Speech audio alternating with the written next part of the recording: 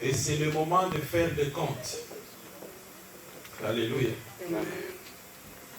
Et c'est le moment où Dieu veut que nous puissions faire le compte avec lui pour déterminer ce que va être l'année prochaine. Amen.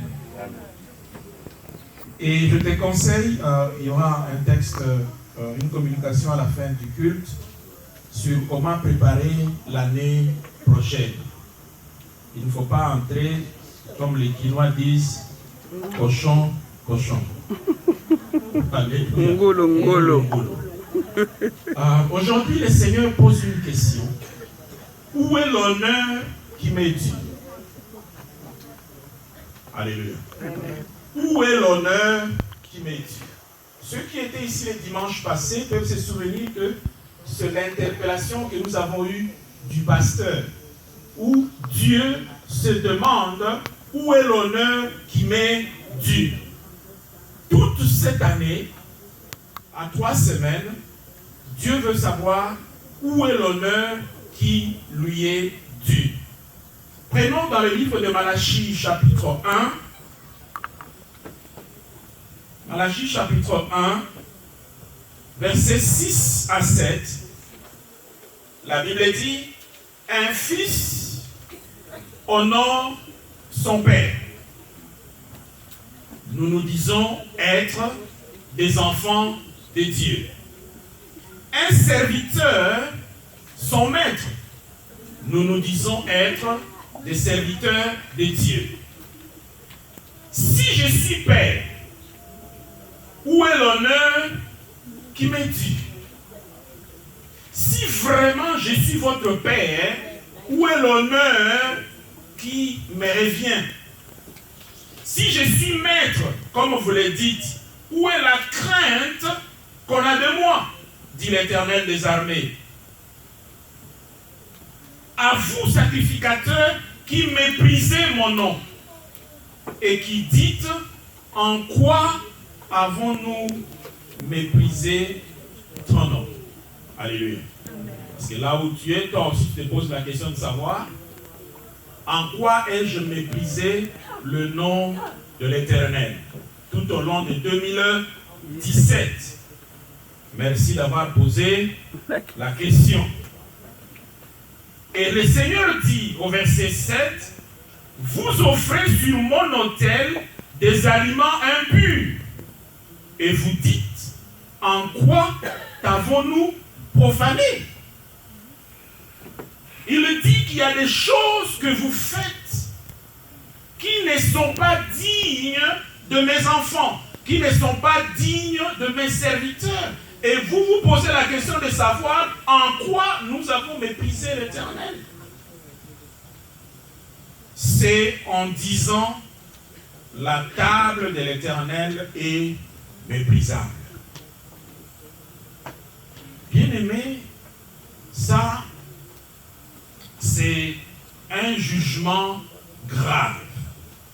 C'est-à-dire que Dieu nous a regardés depuis que nous avons commencé l'année jusque maintenant et il tire la conclusion selon laquelle nous avons dit que la table de l'Éternel est méprisable.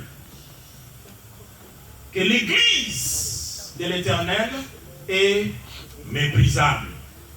Que le service de Dieu est méprisable. Alléluia. Nous méprisons l'Éternel parce que nous amenons dans sa maison. Quelqu'un a entendu? Ce que nous amenons dans la maison de Dieu, lorsque Dieu regarde cela, il tire la conclusion que nous le méprisons. C'est lui-même qui le dit dans Malachie 1, 8 à 9. Il dit, quand vous offrez en sacrifice une bête aveugle, n'est-ce pas mal? Quand vous en offrez une boiteuse ou infirme, n'est-ce pas mal? Offrez-la donc à ton gouverneur. Te recevra-t-il bien? te fera-t-il bon accueil. Alléluia. Dieu dit qu'il y a des choses que nous amenons dans sa maison, que nous ne pouvons même pas présenter à quelqu'un d'autre. Alléluia.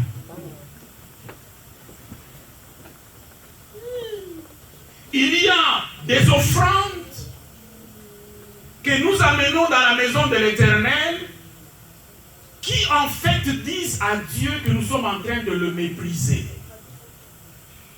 Alléluia. Parce que ce que nous amenons dans la maison de l'Éternel, nous ne pouvons même pas penser à donner ça à quelqu'un d'autre. Ici, Dieu dit, si vous prenez ce que vous m'amenez et que vous allez présenter ça à votre gouverneur, leur prendra-t-il en bien? Alléluia. J'étais un peu surpris de la résistance que j'ai constatée lorsque le pasteur Claude a fait l'appel. Les gens ont voulu savoir pourquoi est-ce que nous devons bénir ces frères.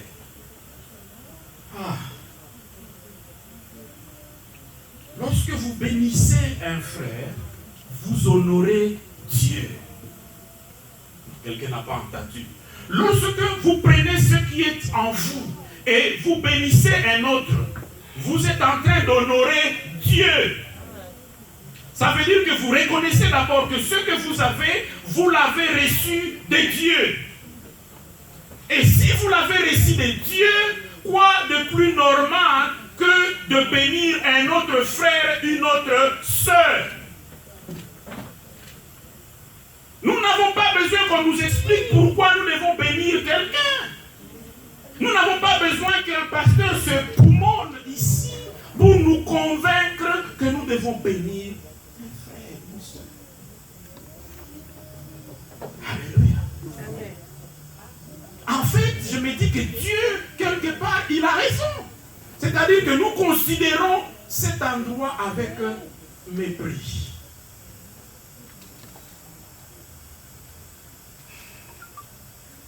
Et Dieu dit, priez Dieu maintenant. Pas demain, maintenant. Pour qu'il ait pitié de nous.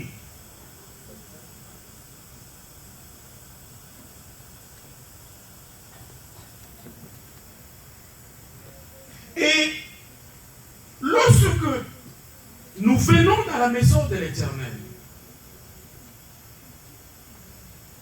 en retard, ça veut dire que nous méprisons Dieu. Alléluia. Dieu, c'est lui qui ce matin s'est souvenu de nous renouveler le souffle de vie. C'est lui qui ce matin s'est souvenu de nous donner la bonne santé. Mais nous prenons la décision d'utiliser la bonne santé, d'utiliser le souffle de vie pour autre chose que d'honorer Dieu.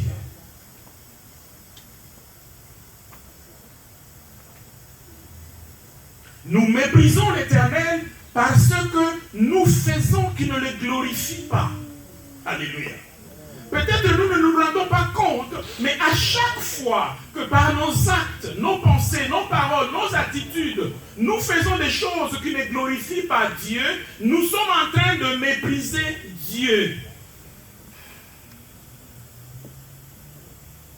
Prenons l'exemple de David. Dans 2 Samuel chapitre 12, versets 9 à 10. Écoutez ce que le prophète dit au roi. Pourquoi donc as-tu méprisé la parole de l'Éternel en faisant ce qui est mal à ses yeux? Tu as frappé de l'épée Uri, le Hétien. Tu as pris sa femme pour en faire ta femme, et lui tu l'as tué par l'épée des fils d'Amon. Maintenant, l'épée ne s'éloignera jamais de ta maison. Pourquoi? parce que tu m'as méprisé. Alléluia. Tout ce que David a fait, il a pris une femme qui n'était pas sa femme. David n'a pas tué le mari de la femme, mais il l'a envoyé en guerre et c'est là qu'il a été tué. Mais pour Dieu, ces faits-là font que David l'a méprisé. Alléluia. Amen. Tout au long de cette année, nous nous sommes retrouvés dans ce genre d'activité. Parmi nous, se sont retrouvés dans l'infidélité, dans l'impudicité, dans la fornication.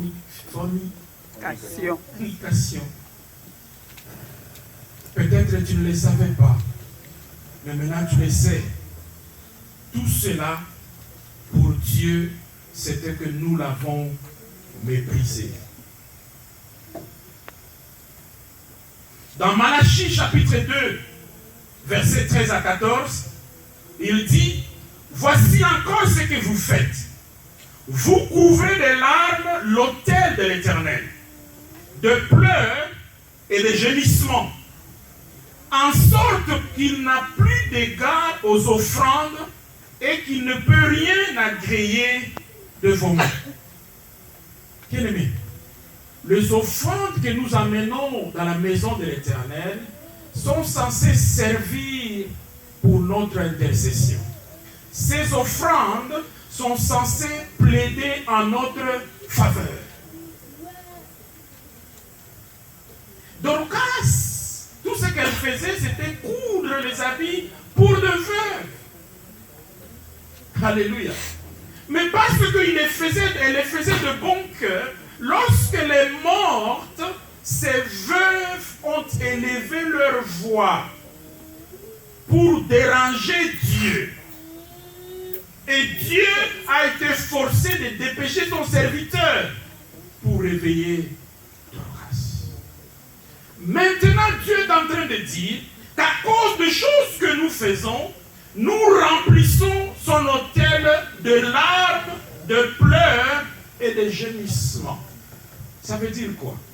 Ça veut dire que si ici, il y a quelqu'un à qui tu as fait du mal, lorsque cette personne entre dans la maison de l'Éternel, tout le temps qu'elle passe ici, c'est de verser des larmes dans l'autel de Dieu. Et lorsqu'elle verse ces larmes-là, Dieu ne regarde plus ton offrande. C'est ce qu'il dit. Il dit en sorte qu'il n'a plus égard aux offrandes et qu'il ne peut rien agréer que vos mains. Alléluia. Amen.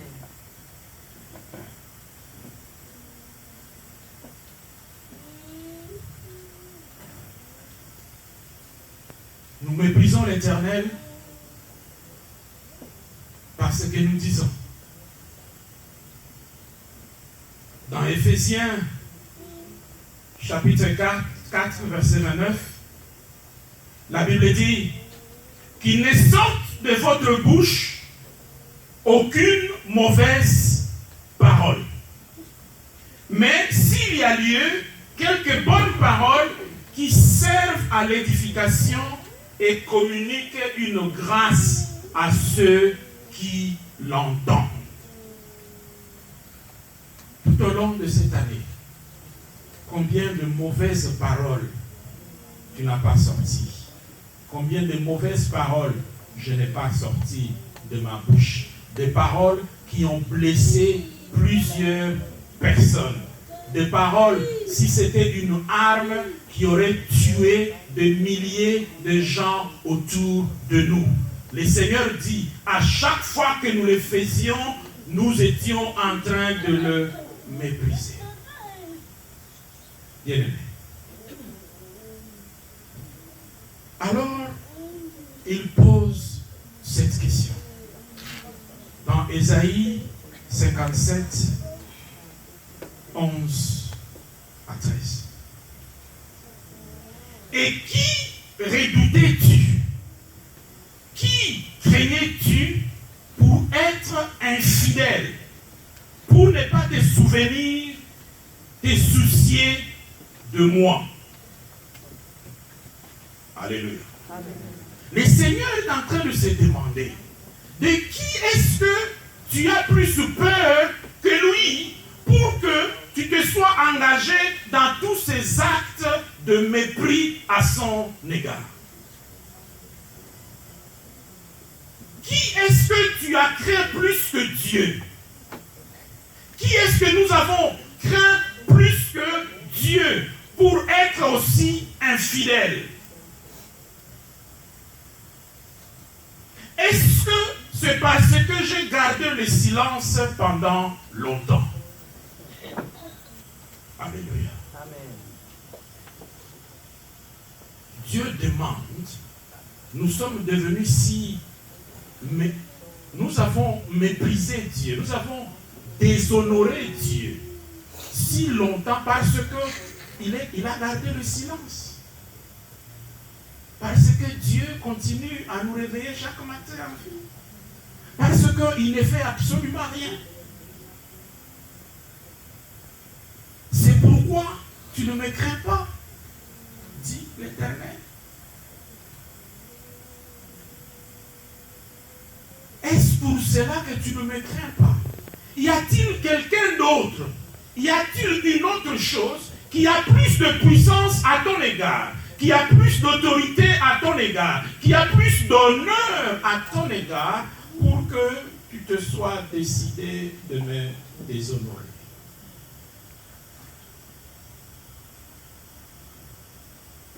Alléluia. Amen. Parce que, bien-aimés, à chaque fois que nous faisons quelque chose qui ne glorifie pas Dieu, ça veut dire que nous devons être en train de craindre soit quelqu'un d'autre, soit quelque chose d'autre que Dieu. Alléluia. Parce qu'il dit dans Malachie 1, verset 11, car depuis le lever du soleil, Malachie 1, verset 11, depuis le lever du soleil jusqu'à son couchant, mon nom est grand parmi les nations. Et en tout lieu où brûle de l'encens, on brûle de l'encens à l'honneur de mon nom. Et l'on présente des offrandes pures, car grand est mon nom parmi les nations, dit l'Éternel des armées. Alors qui es-tu, dit le Seigneur, pour que tu aies trouvé quelqu'un d'autre que tu dois craindre plus que moi, quelqu'un d'autre que tu dois honorer plus que moi?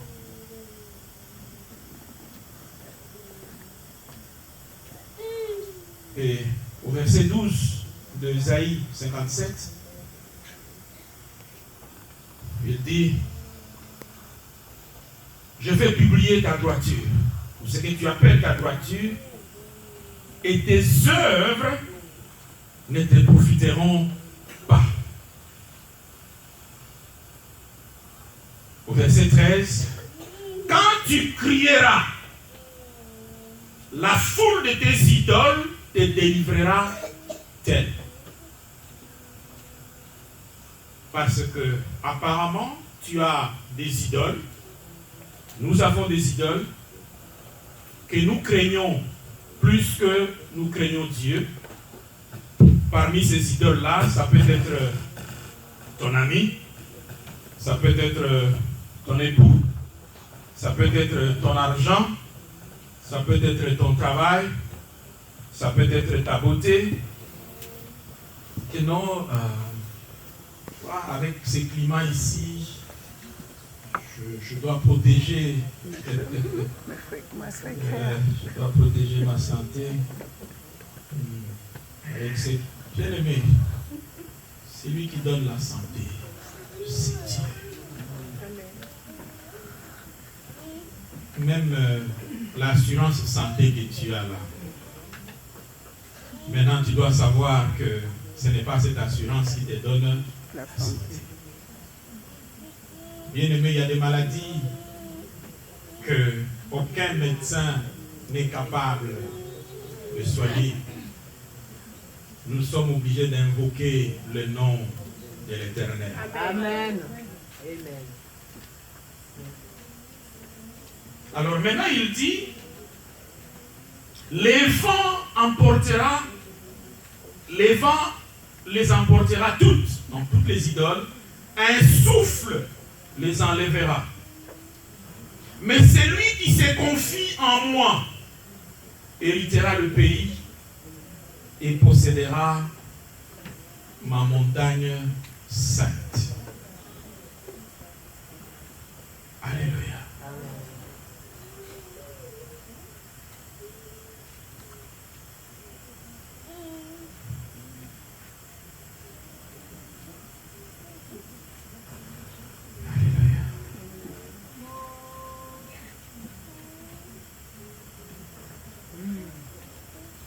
Dieu ne veut pas que nous puissions entrer dans la nouvelle année sans régler ce problème d'honneur qui lui est dû.